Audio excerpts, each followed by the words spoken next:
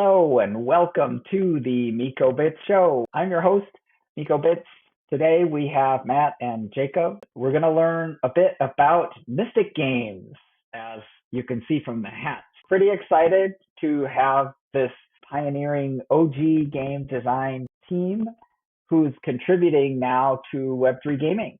So without further ado, it's Matt and Jacob. Tell us a little bit about the game. Cool. So we came up with this idea for a mobile game that would have the catchiness of a top-down shooter and the depth of a mid-core game. We both have expertise in different fields. We've both been together at King. And we kind of wanted to bring that excitement and that depth of games like we've seen with Archero and then put our own take on it. And one of the things we were really inspired by was the survivor kind of games, because we think there's a lot of potential in there. And we know that the industry is not necessarily going so well with IDFA and all of these kind of things. We wanted a game that we could bring a new approach to. And Web3 was that new approach. That's really what inspired us. We could give value to players. And we believe every time the industry has been more generous, it's made more money and got better. So I would say that if you were back in the days and you told someone who was running an arcade, let's take the arcade machine, shrink it down, sell it at a loss and let anyone play their games, they would have window seated you. But that's what happened. That was the console that worked out. And then games came into being much more free when you had World of Warcraft, you had subscription models, and that was more generous. You could play, then free to play, of course, and that took off. And we believe the next sort of vision is incentivized. We believe if we have a really fun game that's exciting in the core, the players themselves can generate value for that and reward themselves, essentially. I really like this notion of generosity, and I really think that the transition to free-to-play gaming is an example of that. I was speaking with early Zynga executives, and part of their mindset was the introduction of free-to-play and how free-to-play gaming actually created this backlash, right? Because how will games make money? And you dirty rats, you're ruining everything, right? So how could games be free to play? This is madness. And it turns out that it's not madness. This is Sparta.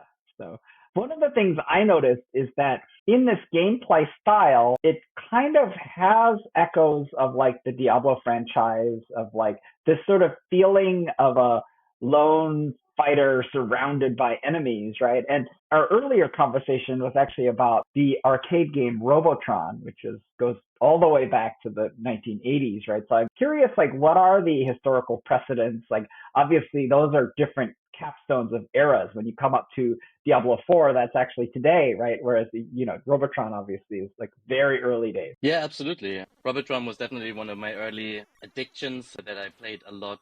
On a NES, actually, it was like a collection of games with Joust as well, and we spent many, many hours on that. So that definitely always stayed in my mind. I played Crimson Land a lot. Crimson Land is also a top-down shooter where you unlock really cool weapons and so on, and I enjoyed that game when it came out. Besides that, I was always a fan of zombie games. There was a Counter-Strike mod that was a zombie game where you had to escape the zombies, and then some players would turn into zombies and they would hunt the others. Also, the Call of Duty franchise with the zombies, that was something that I really enjoyed a lot. So I already looked into the survival type of game a lot. I made a co-op survival game, and also Synergy, which was more of a sci-fi shooter, which was more of the idea of having also a team in the end you play together with.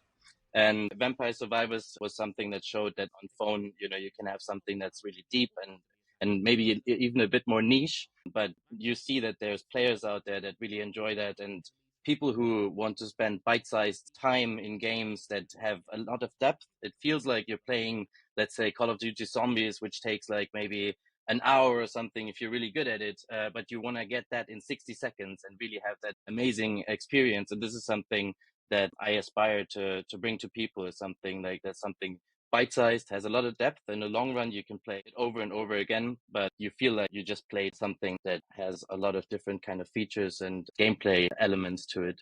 Yes, I'm definitely personally a fan of the survival genre, including survival media, like things like The Walking Dead.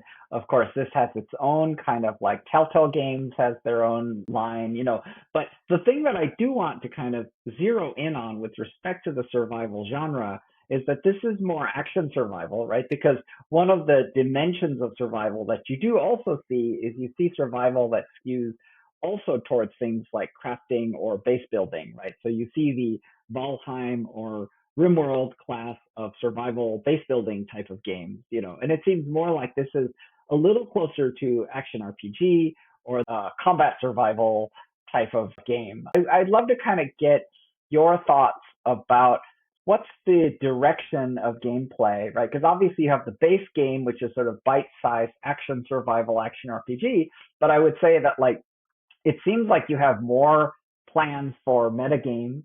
So this one I'll send back to Jacob, and maybe you can quickly comment on what's additional gameplay modes that you have envisioned in your roadmap. Yeah, for sure. At first, we're going to introduce the pets, which you can bring into the game, which are going to modify your gameplay. Additionally to that, we're going to bring in NFT abilities, which we're going to spread out across the game, a bit like kind of sneaker collection. So within the season, everyone is running for beating the bosses to get those abilities, which affect your gameplay style a lot. So you can choose a different kind of hero, different kind of gear, and different kind of ability to then master the game and try to get to prizes, which is also part of the meta game, where there's going to be leaderboards, rankings, and the prize pools will increase with the ranking. So the people in the top will cash out a lot of money. And when it comes to gameplay modes, we're going to have different kinds of levels with different kinds of elements in there. So if you have like fire, ice, lightning, and poison elements, if you find different kinds of enemies that are weak or strong to that, you might want to equip different kind of pets and different kind of gear that affect different kinds of weapons in the game in a way that you're going to have an advantage over the game, as well as potentially equipping wings or so that you can then tap a button to hover over the ground for a certain amount of time to avoid certain kind of pits or lava pits, something like that, or ice where you slow down and the enemies will have to run through that because they're always following you in that game. So yeah, there's a lot of elements that we're going to bring in that spice up the game and that basically give you infinite opportunity to customize your characters and go into the game and have an advantage over other players if you really outsmart the loadout that you come in with. Yeah, that's very exciting. So, Matt, I wanted to return back to you on the theme that you provided, which is this theme of essentially ever expanding generosity, right? So that's a very interesting theme. And I would love to have you connect that a little bit with the emerging Web3 gaming model. So how do you understand this as a new dimension or layer of the generosity of gaming? And how do you understand the evolution of the business model in the game industry? Well, the way I looked at it is I was lecturing in Games Academy and Future Games, and I always had this like hardcore console students. And I mean, I actually, when I started at Rovio, some of the game designers that were reporting to me were my students, and they always had this really strong anti-free-to-play, anti-mobile view. They were always believing that us at King, we wanted to take the children's money and we wanted to make sure that they were actually paying. I always explain, we don't want to take anyone's money who doesn't want to give it, because chargebacks are more expensive. So what we really want to do is, I always gave it the kind of gloss of a Robin Hood ecosystem, that even if you don't pay, you get full support 24/7 like any other player. You get full access to the game like any other player. And then if you look even in the progression of a game like, say, Puzzle and Dragons, when that game started out, it wasn't generous. It was quite tight. And maybe I would say Clash of Clans and Clash Royale is a more concrete example. The more they gave, the more generous they got. When they introduced the path and the permanent battle pass, the more rewards they got, the more money they made. And I think this was really something that when we were in the King days of like those really tight, free-to-play level games like Candy Crush, essentially we would always try and give them only one thing to force them to buy another. And so that was the thing. But now if you look at, say, Royal Match and all of those kind of games, they just inundate you with infinite lives, infinite time. And we believe the next stage of this is, what if we just say you can own your stuff? Now, it's really important for us that not all stuff is ownable. And there's a reason for that. Like, we can't make every single sword in the game ownable. Why? Because if you go to a marketplace, it's going to be flooded with swords. Why? If we have a sword that's very valuable and even quite rare, if we bring out another sword or we bring out harder content, we're going to devalue that person's sword. So we split the idea of like the economy into ownable and non-ownable.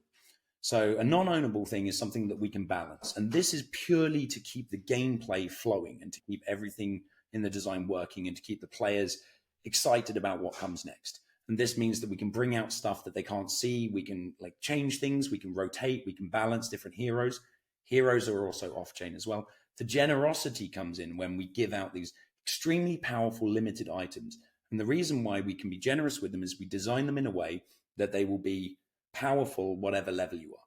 So if it's like an invisibility cloak, there's no other way you can get that. You can't buy that from the shop.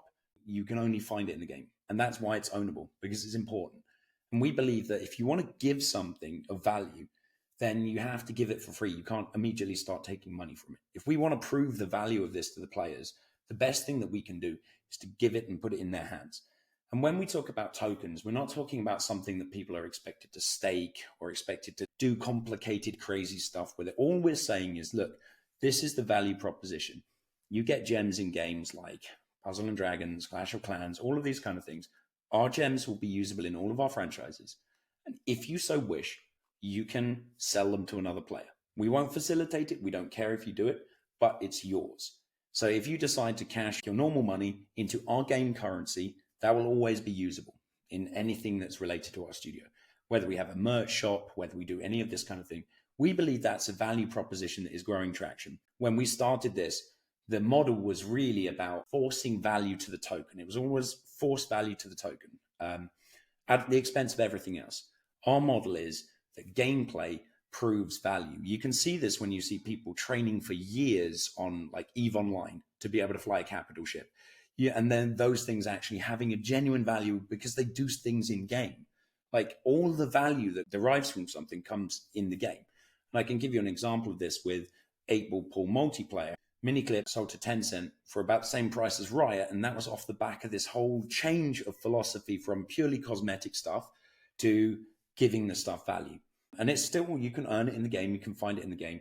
We made the cues that you play the billiards game with powerful. And when that happened, the transformation was even the things that you gave away for free, it made the game better and it made it richer because it's more exciting to get something you can actually have, and it's more exciting to get something that has an intrinsic value to you.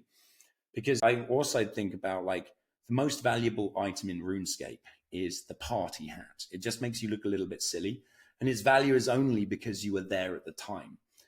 But that thing is not facilitated by RuneScape. In fact, it's against the terms of service to try and sell it online for lots of money. We believe that if you just facilitate the things that people want to do in a sensible and safe way, then that is the next level of value.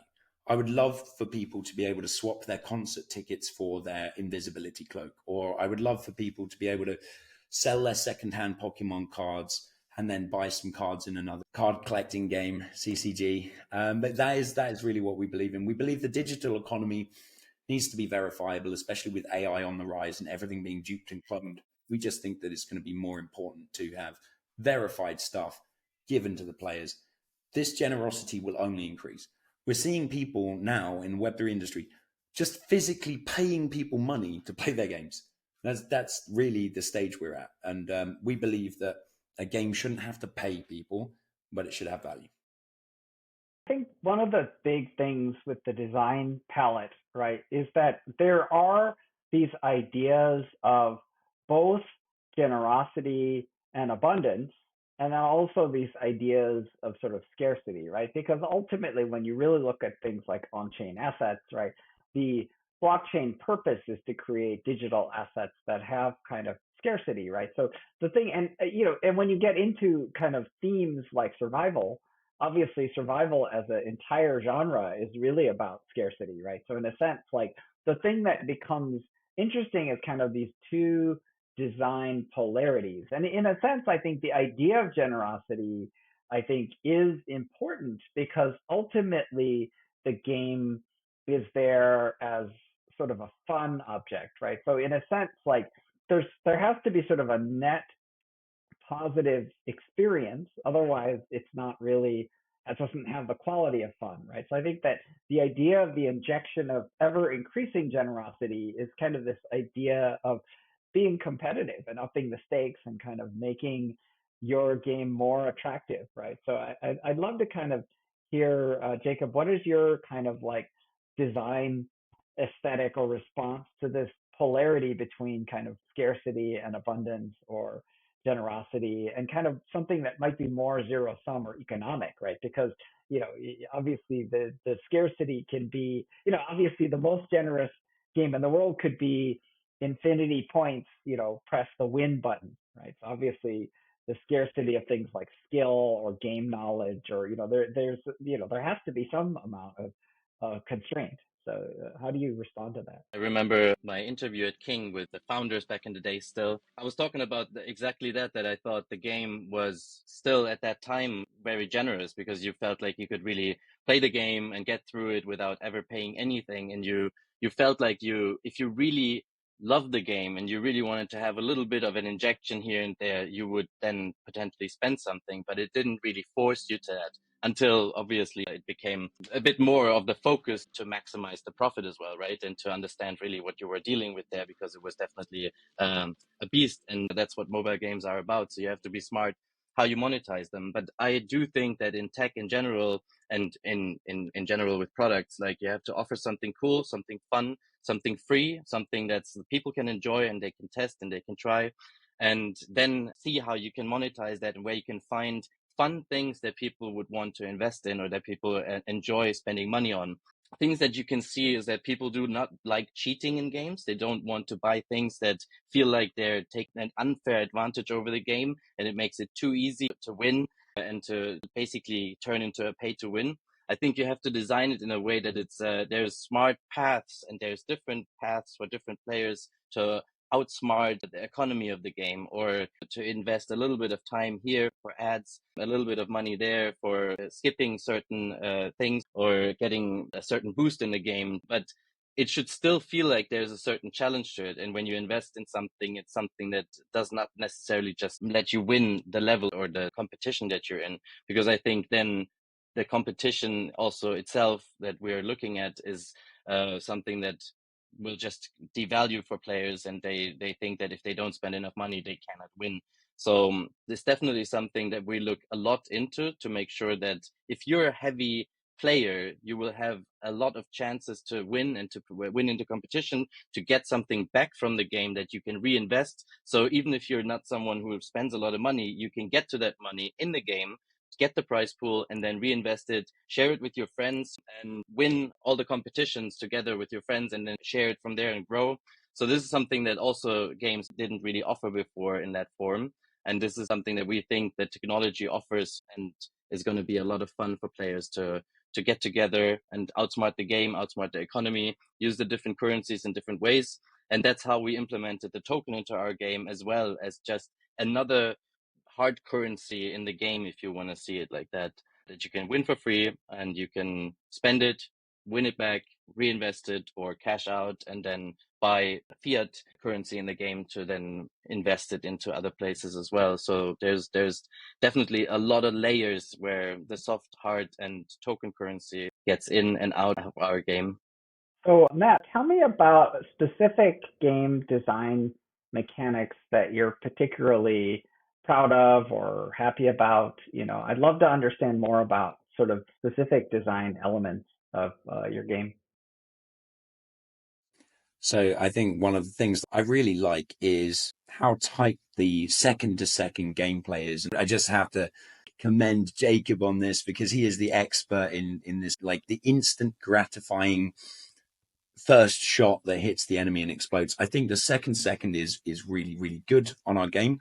But I think the main thing that I like about it, and I think there's sort of the mechanic that I think is interesting, is the way that we've built up the combinations of weapons, so that in a lot of the Survivor games, you have essentially a mirror of Vampire Survivor's weapon set, and they combine in the same ways. They've just taken that exact set and they've just changed the artwork on. However, what we've done is we like the combining mechanic, but we also thought like we have the same sort of things, auras, and we use the elements and we combine them together to create things that have more meaning, that they do an aura and a lightning strike, or it's a bolt that drops down and shoots more bullets.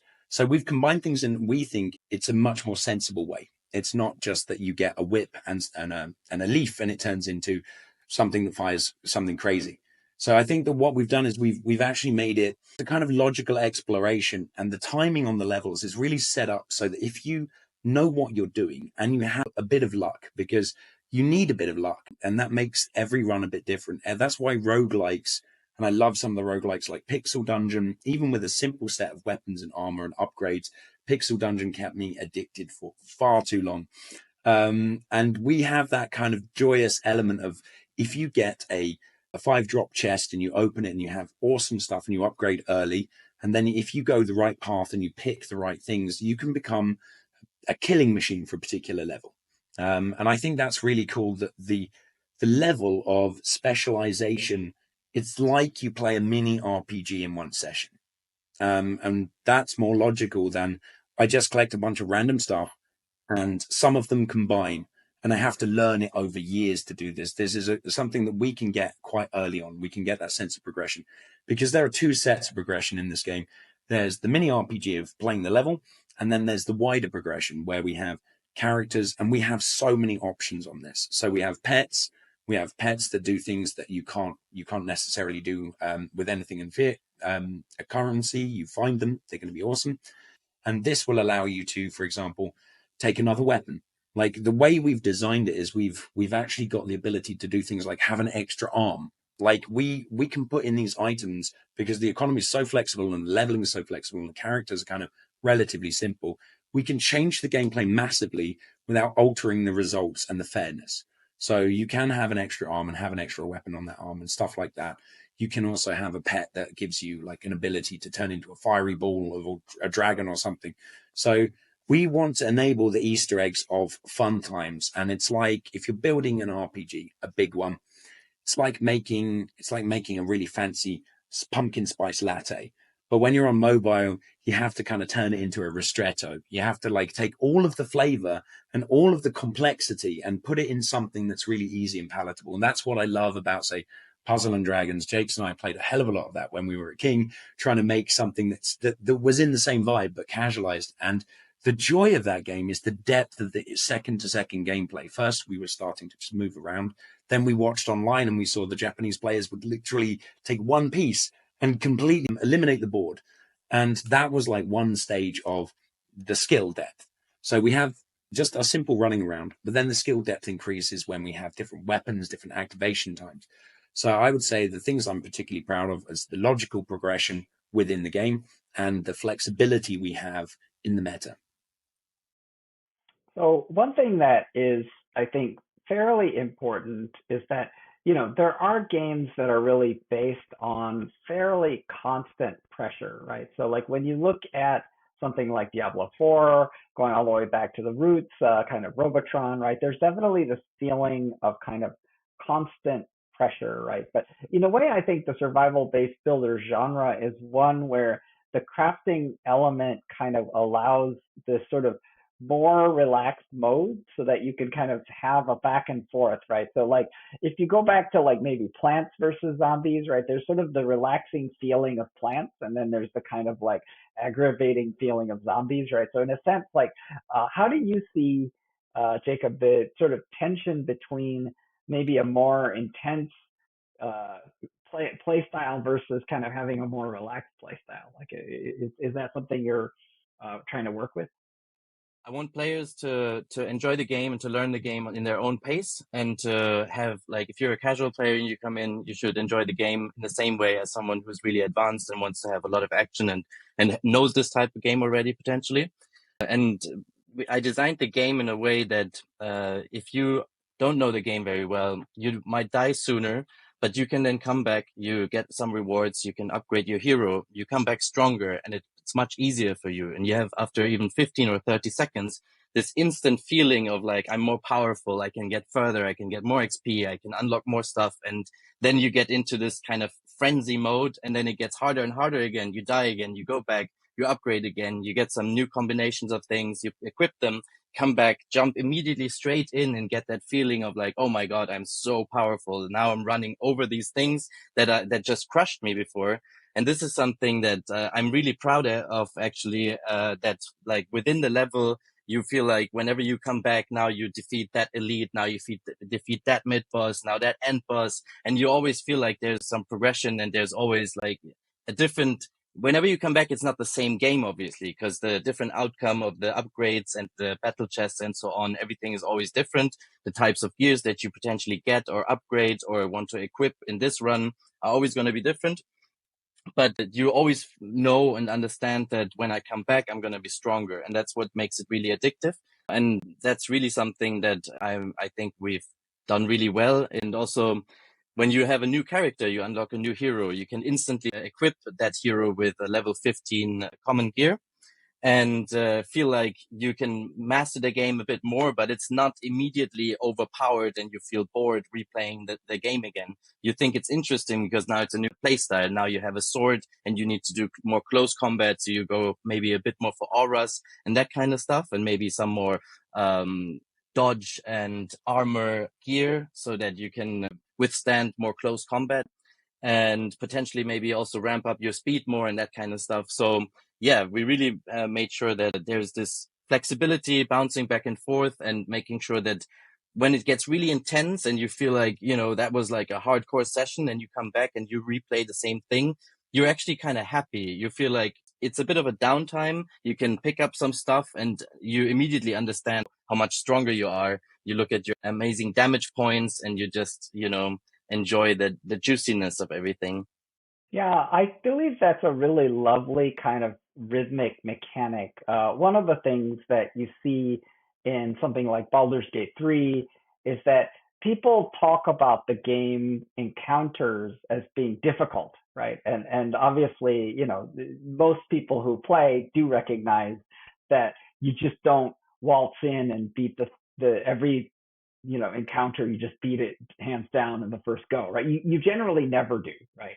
But that one of the kind of really deep motivations in kind of human nature is this sort of feeling of revenge, right? And there's sort of a satisfaction that arises from revenge, right? So in some ways, the fun can arise from being defeated and then winning afterwards, right? So the defeat, the initial defeat actually adds to the fun of the subsequent victory, right? Because that it's kind of like take that, or like look at me now, or whatever feeling you want to evoke, but it's sort of this time I'm the winner, right? So I think that definitely appears strongly in Baldur's Gate 3, right? Because obviously the first encounters are almost always go badly, right?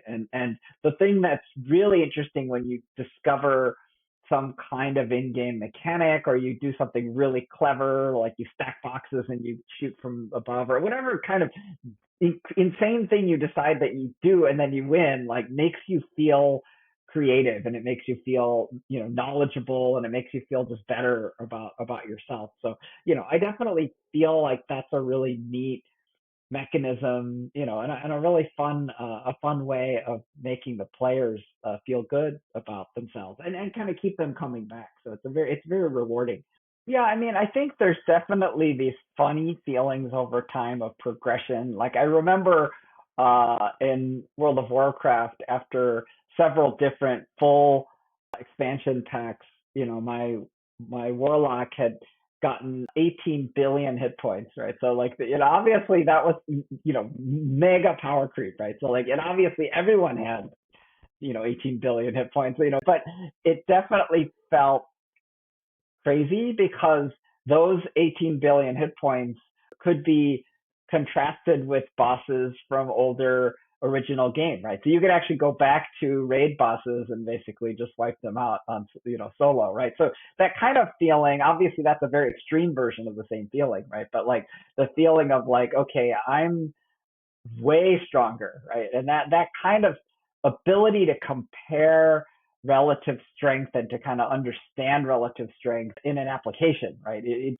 makes you understand how power works inside of the game, which I think is, it's fun. It's fun to kind of learn how the power flows through the game. Matt, one of the things I was very curious about is, you guys were talking about the element system, and you were talking about kind of things like character rotation. So I'm really curious about the idea of character expansion, obviously, because when you look at different games, I think probably the farthest extreme of such a game is like TCG, like Magic the Gathering or Hearthstone, or any of these type of games where a character is really just something, you just have like hundreds of them and you just play them, just one time. Like you just throw down a character and say, see, right? Whereas like, in other games, you tend to really focus on a main, right? So I guess, but when you look at League of Legends, there's sort of a fixed maybe 150 plus, retinue. So I guess I'm curious how you see character. Like, how do you see character and character variation, and how players invest in your characters? Like, how many characters do you expect them to invest in over time? And, how does that work? How do you understand expansion through character? So I think it's a really good spectrum that you've outlined there. And as someone who plays a lot of Magic, I appreciate that you have a legendary creature, but I have four of them in my deck. So they're used like, even if they are permanents, they're used kind of like a spell. They don't last very long. There's no development. There's just some lore text. And then there is that happy medium where you have, say, League of Legends. We have that kind of thing where we don't have a talent tree per character, but we do have quite different characters, and the weapons are fixed and different. So we want each character to feel initially different, initially with a play style. We don't want to do that Final Fantasy 12 thing where you unlock everything and all the characters suddenly become the same.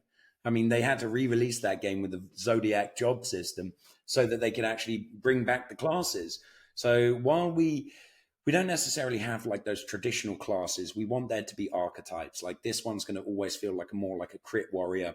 This one's always going to have a higher speed, and potentially the more you put in and the harder it is to max them out and become somewhat similar. And we have options, like deep options to do affinities and all of these kind of things. We want like at least 25 characters, but we want to release them so people fall in love with them slowly.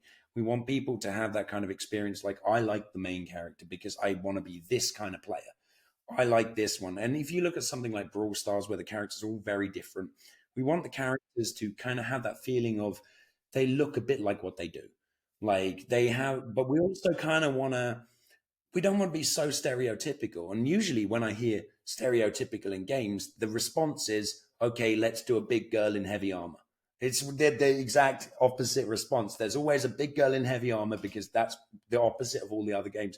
Non-stereotypical is to do something. We take a lot of pop culture references. And if you look at things like Fortnite, which is just everything is in there, you can be anything and anyone. We want to bring a little bit of that feeling to mobile and sort of guide it around this principle of you are essentially exploring a crazy world where anything goes. We have a candy level, we have like a this level and a that level. We want characters to feel unique and exciting, but give options for us to have different things from other collaborations and all of that kind of stuff in, and it still feels good. So we want people to kind of gravitate to a character maybe, but then have a few characters that they're good at playing at different roles. So we believe at least 25 initial characters is a good range to give you something that you focus on, a main, that you might discover quite later down the line. And then because every character plays the game again, and you have access to all the levels and all the earning power, you don't farm with the characters. Once a level is farmed, it's done. So you can potentially level every single character and play the game from any kind of angle and perspective. And you can particularly farm something. We also have the way that the gear system works. You have like the Warcraft, that kind of like leveled gear. You can't be above this level or you can't be below that level to kind of equip these things. So we have that system in. And in mobile, it's really small. It's really dense. But we have also the surrounding NFT system where we have weird items. So it's about an archetype that's understandable, that's simple enough that you grasp it, and deep enough that you can customize it with things that we will continually add to the game. So if you think of them as like the raw ingredients, and then the other stuff is the kind of different spice. So you can make rice into anything, but we have rice and we have potatoes and we have like all of the staples, and then you can turn them into any dish. Exciting things that Riot did with League of Legends is the Runeterra IP, and the universe, right? And obviously, it's a full transmedia IP with their Arcane Netflix program, and they have a very, very broad canvas, right? But to me, what's interesting is more the rules of Runeterra, right? Which is this very kind of broad brush mixed palette, right? So there's sort of bladed weapons, ranged weapons, gunpowder, magic, right? And then weird advanced futuristic technology and robotics and, hex core, and there's all kinds of really hex tech, right? So there's very, very weird palette, right? It's a very, very mixed palette of like everything, right? So I'm curious to get kind of your sense of the IP in terms of like what kind of a world are you creating, and like what are the kind of rules of the world, right? Because obviously, if you borrow these flavors, you can kind of get a lot of things that people assume. But I think the uniqueness of a world is always the stuff that surprises you, but at the same time stays consistent, right? That's always sort of like, like this world doesn't work like that, what I expected. The way we started it was I came up with this kind of original concept and story, and that was about the void. The game is called Call of the Void. It's like L'Appel de Void. You want to jump into this hole, you want to find out what's in there. And it's kind of this idea of you're loading up and you're going into a world where anything can happen. And there's an anime called Made in Abyss that has this really nice world setting where it just kind of doesn't make sense. You can kind of come across anywhere. The tech is really unique. And what we do is we bind all of the different disparate elements together with the void heart, which is this one item that everyone has that kind of marks you out as part of this world. And that's what we do with the heart pets. We have like a particular theme that binds you into this world and says, hey, it's kind of a bit like a Ready Player One style experience. This is our own little mini metaverse where we can potentially spring off loads of different stories and loads of different opportunities. But this idea that something suddenly opens up in the ground and you're kind of like an explorer jumping in is the central like binding theme, which allows us to branch out in many directions. So I think when I think about world creation, right, I think that there are really three kinds of laws that arise within a world, right? I would say that there are character laws, and then there are laws of the universe, so universal laws, right? And then there are what I would call maybe legal precedent, right? And what I mean it by this is like, let's take the Star Wars universe, right? So to me, like there are certain universal laws in Star Wars, like the Force, right? And the thing that's very interesting is that in some ways, what can happen is that as the franchise progresses, there can be different interpretations of what the laws are and what do they mean, right? So, for example, when you look at the arc of what happened with the Force, right? Like as we moved through, episodes 1, 2, 3 with George Lucas, we started getting these very strange interpretations, like that the Force power was governed by some kind of genetic property of like midichlorians or this kind of thing, and this actually was like really distasteful to people who enjoyed kind of maybe the original episode 4 feeling that the Force was more spiritual and that had more to do with the connection, right? And the thing that's really amazing is watching the arc kind of coming all the way back through episodes kind of 5, 6, 7, where eventually, spoiler, Luke Skywalker kind of uses his sort of like astral projection through meditation, right, to basically confront Kylo Ren, right? So in a sense, like that feeling, like the later Force and the earlier Force seem to be consistent, and then there's this kind of like mess up, right, where the universal law seems to be broken by the creator, right? So that's a little annoying. And I'll give you another example of a law in Star Wars, which is more like character law, right? And the thing about character law that was breached again by George Lucas is the controversy of Han shot first, right?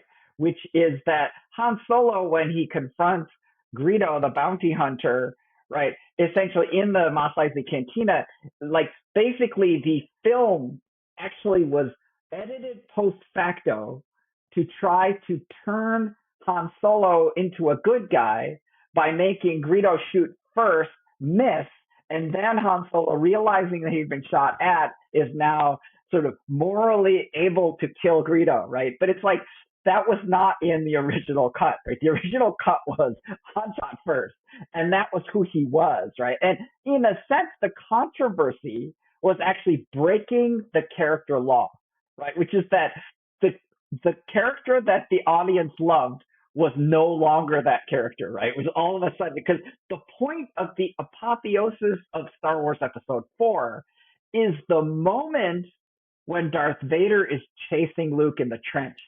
And what happens is that the Millennium Falcon comes out eclipsed with this beautiful shot, and he like dislodges Darth Vader, right? And that's the moment where the character of Han Solo goes from being a pure mercenary, the sort of borderline evil, right, to actually one of the good guys, right? And to have that type of moment earlier in the plot is so corrosive, so destructive to the character law, right? And so that was what I believe caused George Lucas to lose control and eventually be forced to sell to Disney. He broke the character law and he broke the universal law, right? And the final one is what I call precedent law.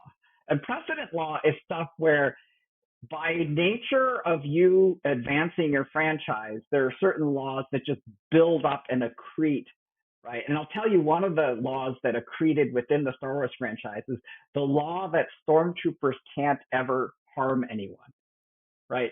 Which is like, and that's a precedent law, right? It's a precedent law, which is that they're just terrible at shooting and they're therefore completely, almost like ludicrously ineffective, right?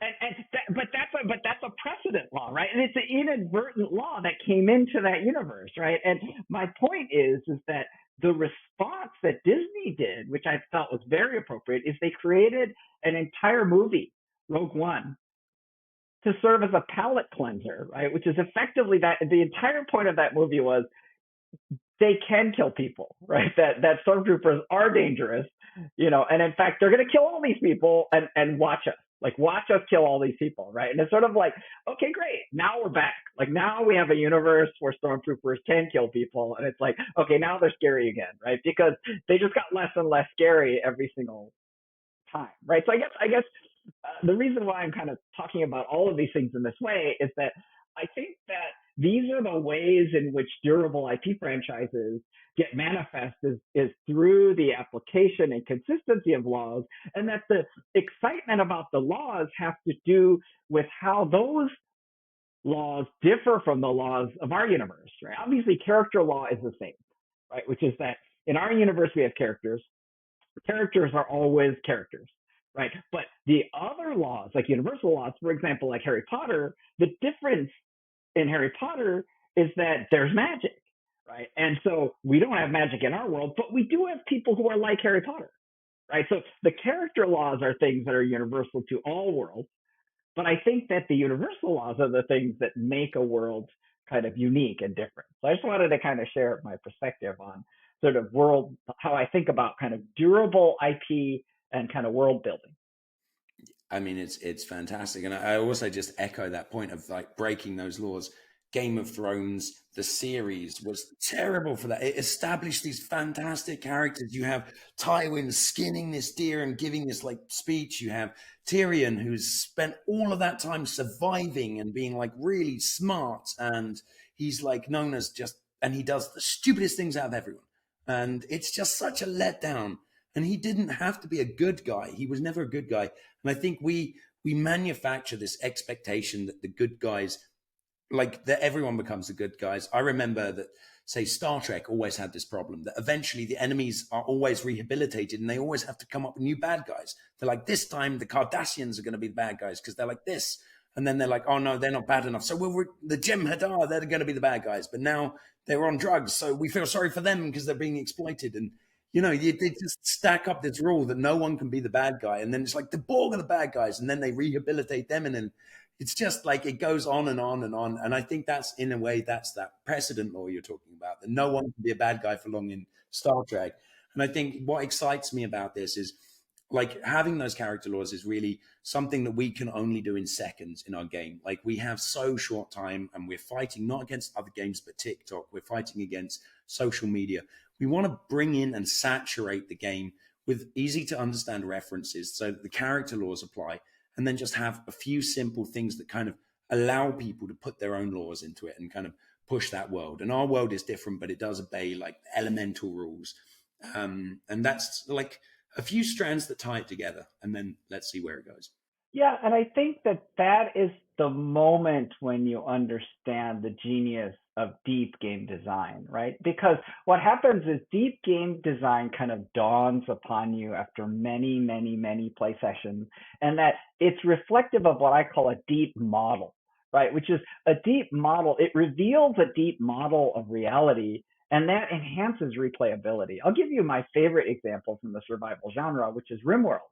So, RimWorld, indie game, PC game, Steam, highly recommended. Like the replay value is astronomically off the charts, right? And the idea of this feeling of revenge, one of the amazing kind of motifs in this game is this concept of losing is fun, right? And it's basically like you just get killed over and over by the squirrels, right? But the way that you're being killed is different every time, right? But that, to me, the thing that has to happen is when you're killed, you have to nod your head and be like, yep, like, of course it works like that, right? It has to be logical. Like, you have to feel like it was right that you were killed, right? Even if it feels random, like, even if something really bad happened, like, oh, I was attacked by a raccoon and then I got scratched and then the scratch got infected and then I got a fever and then I died, so it's sort of like, so okay, of course that happened, right? It's logical what happened, right? But at the same time, and it contains randomness,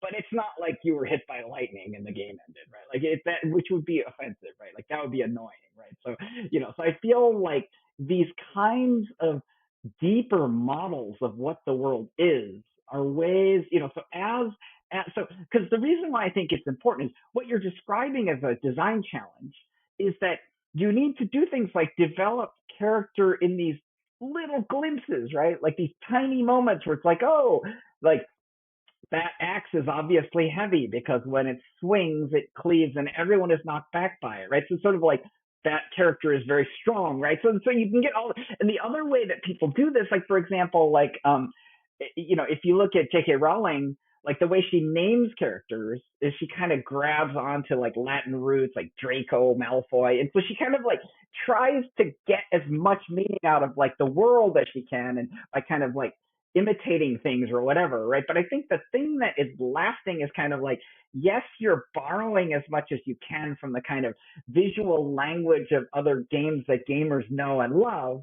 But at the same time, I think the thing that keeps them coming back has to be this feeling of like, no, this is a unique place that has something to teach me about like not even the game, but the entire world, right? That this game actually has an attitude about how the world is, and that, and as I play it more and more, I start to understand what this game is saying to me about something that's maybe deeper. So that's my feeling about what I would call deep replay value, deep replayability. Yeah, so this has been a really rousing conversation, really exciting. And I'd love to kind of hear from each of you some closing thoughts about, the game and the game design and the future of your project. So let's start with you, Jacob.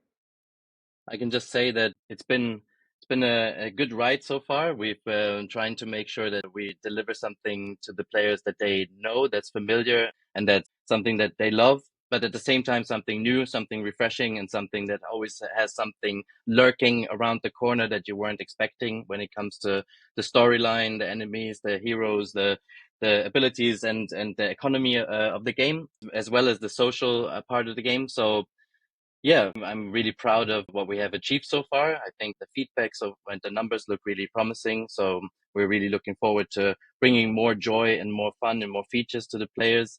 And yeah, we would just love to have everyone downloading Call of the Void and playing it and join our Discord. And thank you so much for your time. It was definitely a pleasure to join, and we're always happy to come again.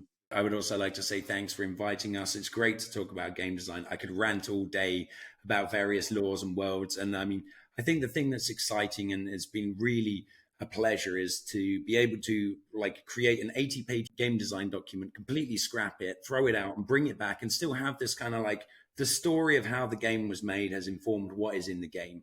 We have hundreds of documents, loads of stories, loads of different things, ends untied. And this whole world of Web3 allows us to branch out into space that you haven't seen since RuneScape, since you don't quite know what anything does. And like the original idea of making everything a complete mystery is on mobile now. It's dense, it's crystal, but we still have depth and we still have the future. And I'm really excited, and I can't wait to show this to more people. And yeah, been fun. That's great. On my closing note, I do want to say that one of my favorite indie games is actually Darkest Dungeon, and that one of the things that greatly enhanced my enjoyment of this game is actually the first of all the mechanics. So there's a mechanic where the thesis of the game is what if crawling through dungeons was actually awful and not wonderful, right? And that what happens in the mechanics of the game is that the characters lose their minds. Like they actually get so scared and freaked out that they just kind of go off the hand, and they become uncontrollable. Like the characters start attacking each other. They really lose it, right? And it's fascinating because it's a game that has something interesting to say, right, about the world and how things. But to me, the thing that gave me the most enjoyment was they built a documentary that's available on YouTube about the making of the game. And it turns out that this property of the characters in the game of getting too much pressure and then losing their mind and then going off and doing horrible things is actually the direct experience of the game designers, and that people who are working for their company like started misbehaving because the pressure in making the game was so great, right? So it's an incredibly meaningful game, right? And if you're someone who's interested in games and game design, I highly recommend watching the indie game, Darkest Dungeon. Watch the YouTube video documentary. And then maybe if you are attracted to it, play the game to understand the mechanic that they're describing. But I just want to say that, like, with that in mind, it sounds like we could come back and do a making of episode, and we can kind of unpack the history of the process of making the game, and maybe even like unpacking some of the key design artifacts and some of the key design decisions and arguments, and how this kind of eventually came to pass. But I think it's a great closing note. So really appreciate you guys' time, and look forward to next time.